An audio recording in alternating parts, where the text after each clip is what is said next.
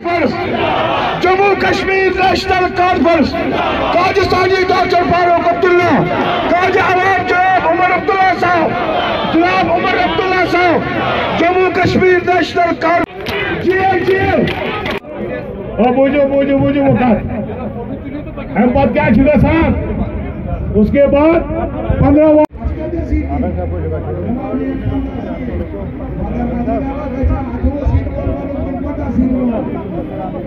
और अभी तक परफॉर्मेंस टीम की बड़ी बेहतरीन रही है। हम यही उम्मीद करते हैं कि फाइनल तक यही परफॉर्मेंस रहे और ट्रॉफी जीत के वापस आ जाए। सर, एलजी साहब ने जो कल कहा था कि डेलिमिटेशन जब कंप्लीट होगा तो वार्ड्स के लोग यहाँ पे पूर्ण से फिर वो हो जाएंगे। मैं ये जानना चाहूँगा ना, आपको अब डिलिमिटेशन याद आया जब हमें पहले ही सही पता था कि इनका टर्म 5 साल का होता है। 2018 में इलेक्शन हुए, 2023 में इलेक्शन होने चाहिए, तो क्या 22 में आप ये शुरू नहीं कर सकते थे? 22 में आप डिलिमिटेशन करते, वक्त पे इलेक्शन होते, लोगों को एक हुकूमत का जो टियर है वो मिल जाता। असेंबली आप कर नहीं रहे हो।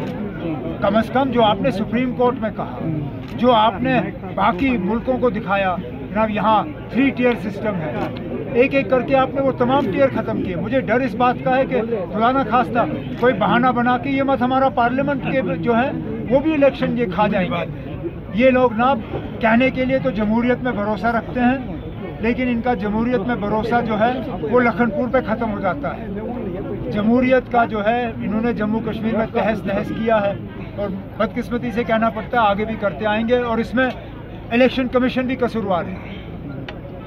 पता नहीं उनकी हिम्मत को क्या हो जाता है जम्मू कश्मीर में। देखिए, हिम्मत करके वो इलेक्शन का ऐलान करें, यहाँ लोगों को अपनी आवाज़ जो है बुलंद करने का मौका मिले।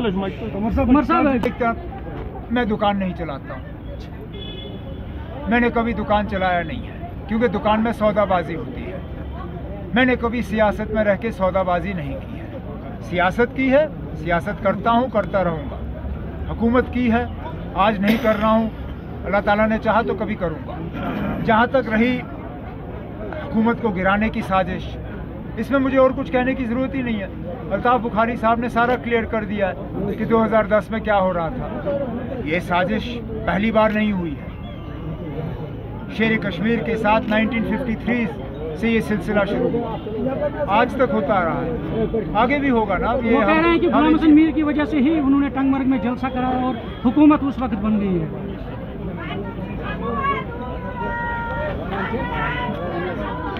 मैं क्या कह सकता हूँ ना, जहाँ तक मुझे याद है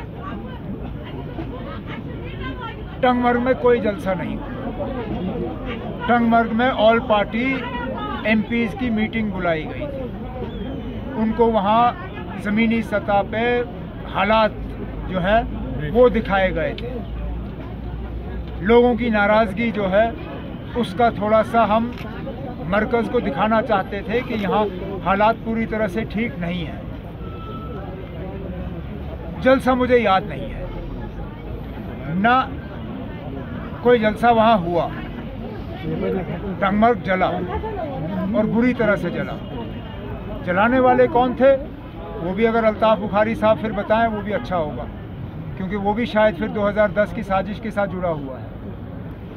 और कुछ आर्मी ऑफिसर जनाब, इतनी हिम्मत है मुझे कि इंडिया अलायंस में रह के मैं कांग्रेस के बारे में कुछ कह सकूं। बुखारी साहब बीजेपी के दोस्त हैं, इसलिए बीजेपी के बारे में कुछ कहते नहीं हैं। एलजी साहब के दोस्त हैं, इसलिए एलजी साहब के बारे में कुछ कहते नहीं। ये हमारी जिम्मेदारी बनती है कि हम बीजेपी के बारे में भी कहते हैं, एलजी साहब के बारे में भी कहते हैं और फिर कांग्रेस के बारे में कहते हैं। लेकिन अब जो गलत है वो गलत है। जो कर्नाटक में हुआ वो गलत हुआ, और वो सिर्फ मुसलमानों के लिए गलत नहीं हुआ, सरदारों के लिए भी गलत हुआ। आप मुझे बताइए ना, आप ये ऑर्डर कैसे जारी करेंगे सरदार बच्चों के खिलाफ? क्या उनके पगड़ी उतारेंगे आप?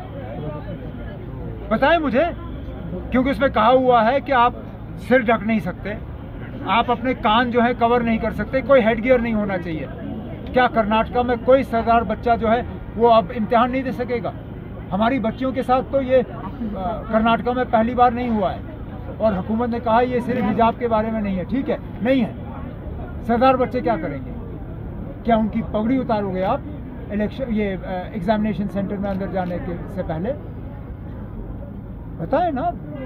ये हमने किसी पार्टी को निशाना नहीं बनाया, हम उस ऑर्डर के खिलाफ हैं। अगर कांग्रेस हुकूमत कर रही है, अगर निशाना उन पर पड़ता है तो मैं उसके लिए माफ़ी नहीं मांगूंगा। उमर साहब, एन वक्त पे जब फैसला करना होगा पार्टी इस पे बैठ